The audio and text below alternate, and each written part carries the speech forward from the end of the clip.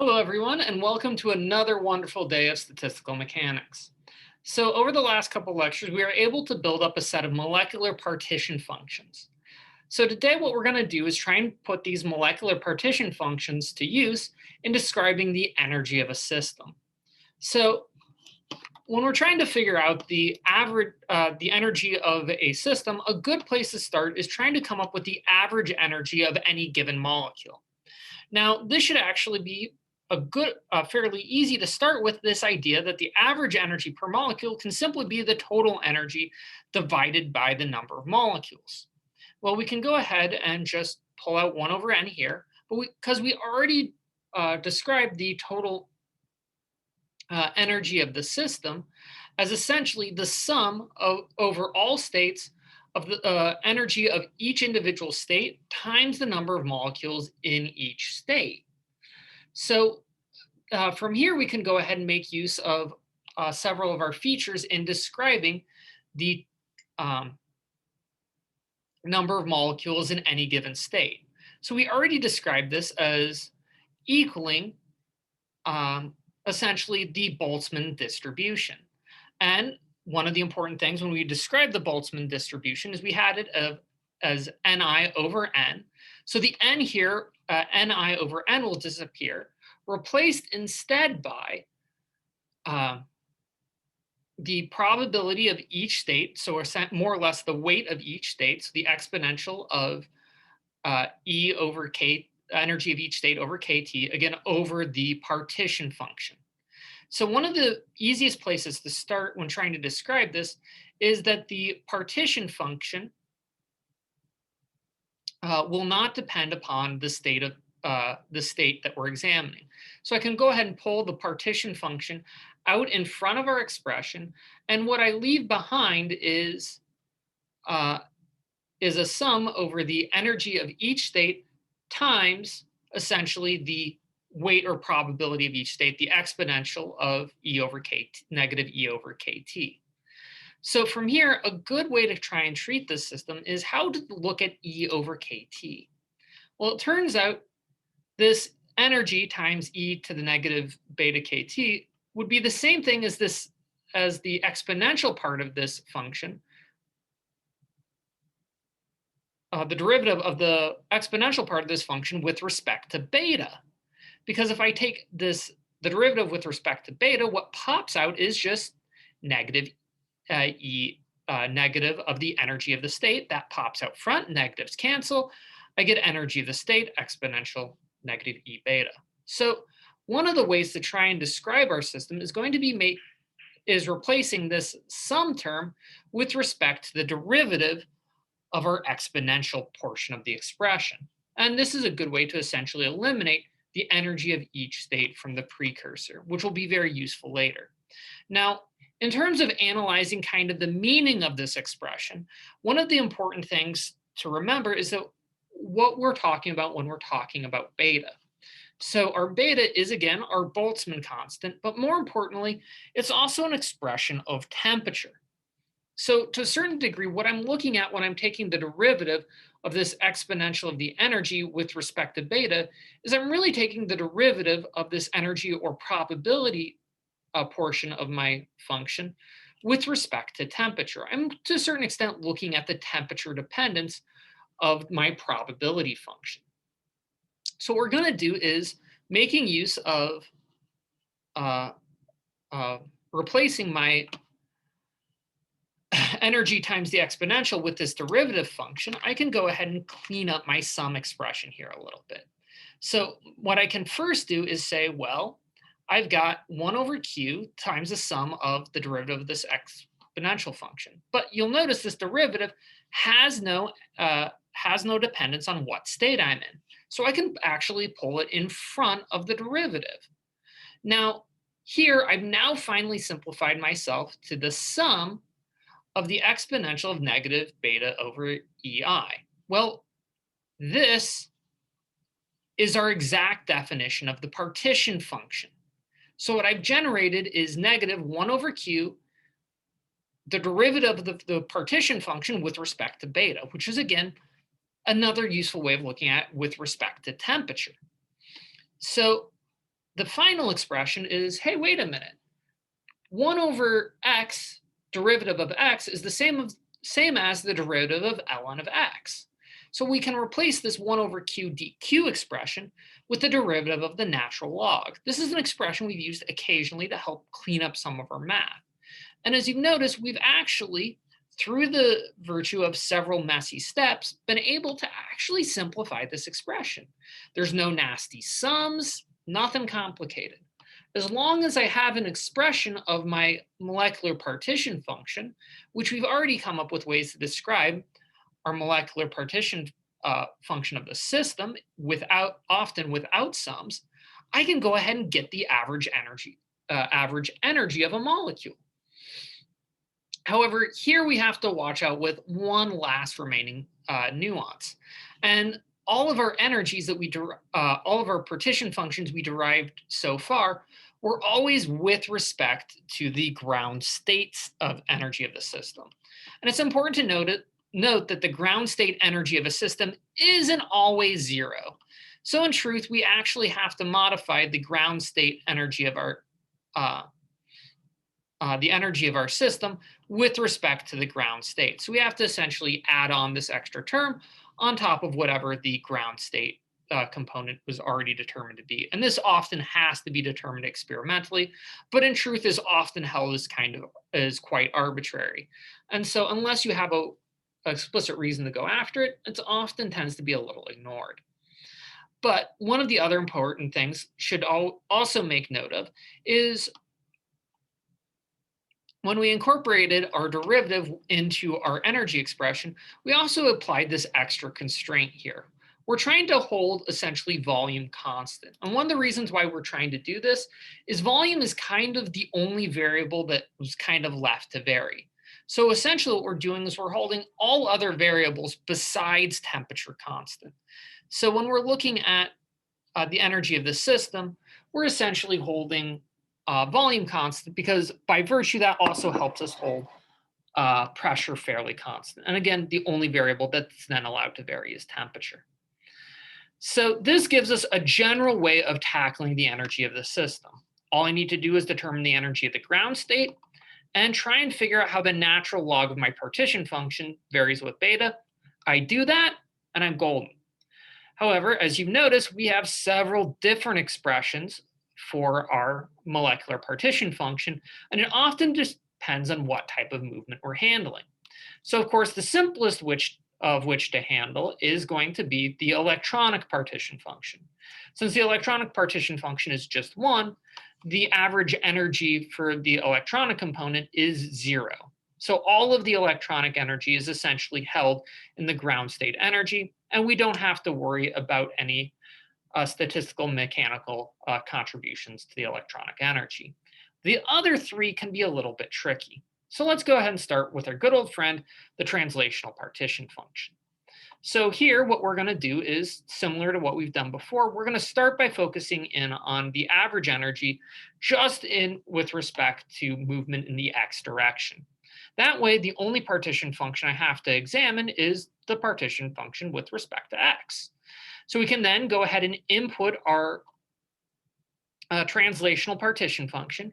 Here, I went ahead and replaced our 2 pi mass kt with 2 pi m over beta, because again, kt is the same as 1 over beta, and then again times x.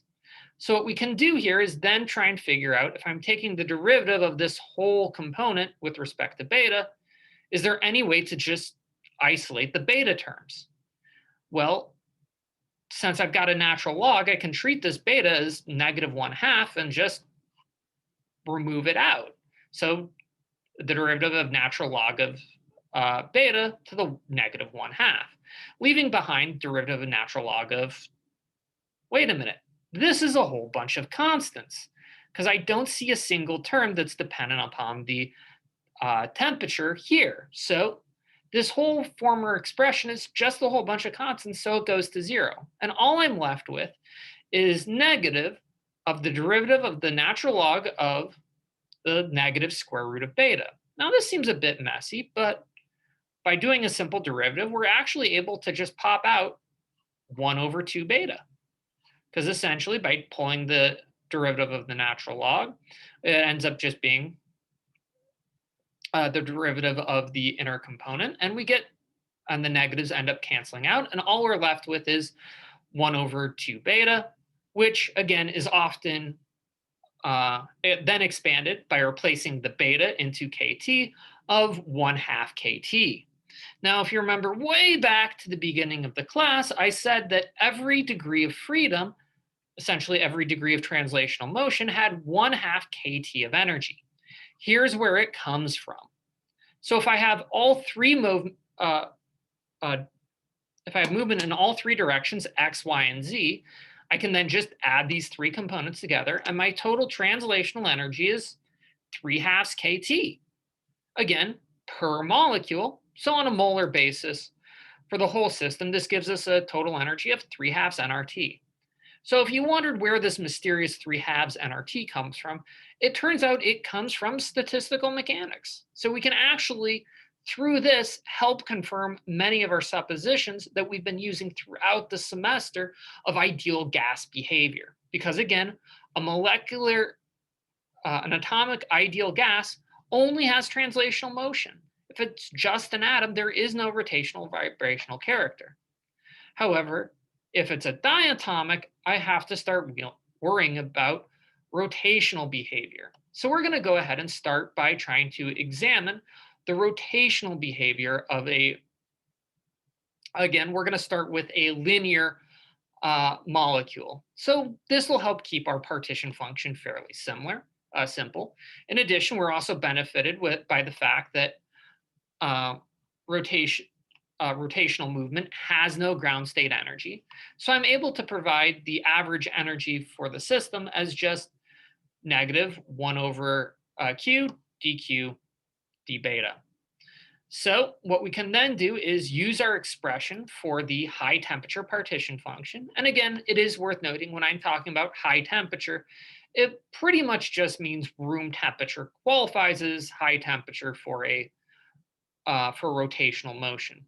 Though it is worth again remembering that this would break down if I go to significantly cool temperatures. But under room temperature, I can treat the rotational partition function as the temperature over the rotational constant, which again can then be the characteristic rotational temperature, which again can be given in terms of beta, which again is a temperature component, HC, which helps correct for units, and beta, which is our rotational constant. So again, this one can be spectroscopically determined, and we'll go ahead and look at how to determine that more next semester. However, one of the things we can then make use of is take this partition function and put it into our expression. So since we have -1 over kr, -1 over the partition coefficient, all of these variables essentially pop up into the numerator. And then all I'm left with is the derivative of 1 over, again, my beta times the rotational constant. Now, from here, what we can essentially make use of is that all of the constants, hc and the rotational constant, come out front, and then congratulations, they cancel out with our variables already there. So all I'm left with is negative beta d beta derivative of 1 over beta with respect to beta. So this derivative of 1 over beta just becomes negative over beta squared. So negative over beta squared times negative beta becomes 1 over beta, which is the same as kT. So what we find is that the rotational energy for a linear molecule ends up just being kT. So for an individual molecule, that's kT rotational energy, or for a mole, this would become RT. If you repeat this for a nonlinear molecule, it becomes 3/2 kT. This shouldn't be too surprising as you get an extra rotational degree of freedom as you go from 2 rotations to 3. And by doing this, we get an extra 1/2 kT worth of energy. So this is often described that an ideal gas has 1/2 kT of rotational energy for each rotational, and it also has 1/2 kT of energy for each translational mode that a molecule possesses. Because again, 3 translations, 3/2 kT energy. Two rotations, 2/2 kT of rotational energy. 3 rotations, 3/2 kT of rotational energy. So I can use this to actually derive the total energy of an ideal gas. If it's monatomic, it has 3/2 kT of energy. Diatomic, 5/2, because it only has it's linear and only has those 2 rotations. If I'm a nonlinear molecule, I have 3 kT, 3/2 from translations, 3/2 from rotations. This was exactly the behavior that drove our description of the thermodynamic properties of simple systems. Because remember, once we had the energy, which is going to be related to the internal energy as we see later, we're then able to describe all the other behavior of a system. So this is one of the reasons why the partition function is so important. As I change the partition function, I will change the energy available. And this will let me expand into different temperature regimes as well. However, you may notice that the energies we got for an ideal gas ignored the contribution of our last partner, and that's our vibrational mode. So we previously described our vibrational partition function in terms of 1 over 1 minus the exponential of, again, beta, which is our temperature dependent term, Hc, which is essentially there for units, and our vibrational frequency. So again, this is the term that often comes from infrared spectroscopy. So we can then insert this expression into our equation for deriving energy. So 1 over our partition function, derivative of the partition function with respect to beta. So again, as before, the denominator moves to the numerator out front. I'm taking the derivative with respect to beta, and then my partition function inside. However, the derivatives here become a little bit messier. So this time I actually have to hard apply the derivatives to an expression with addition of an exponential in the denominator. So with a little bit of calculus magic, we get essentially an expression, a little bit more of a complicated expression. Where here I've got multiple variates that come in here. We'll notice that we have 1 over the partition function out front, and essentially the partition function squared here. So we can also treat the energy of the system as Hc times the rotational constant, or times the vibrational constant, times the exponential, with, again, based on the probability of my system, times the vibrational partition function. So unfortunately, our expression for our average energy is a little bit messy. However, it is actually possible to simplify the system a little bit by multiplying everybody by e to the beta Hc nu, which helps simplify the dividing everybody by e to the beta Hc, which helps simplify the system down a little bit more, removing our system down to one simple exponential term. So again, not exactly the prettiest expression for an exponential system, but it is fairly useful. So one of the things that's actually really kind of important when trying to examine the behavior of the vibrational energy is that it tends to actually land in two important camps. So it's got this kind of low temperature behavior from which you actually have to use our vibrational energy expression, but it also has more or less a high temperature region where we're going to see a linear behavior of the mean energy with respect to temperature.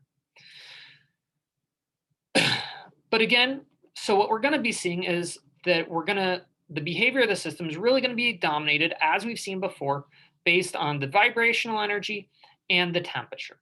Under low temperatures, it's mostly dominated by this vibrational energy term in a linear region, which quickly gives way to this